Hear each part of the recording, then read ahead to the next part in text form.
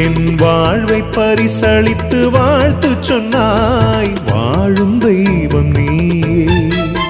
செயற்கரிய செயல் புரியும் ஊக்கம் தந்தாய், தொடரும் இந்த பயணம்.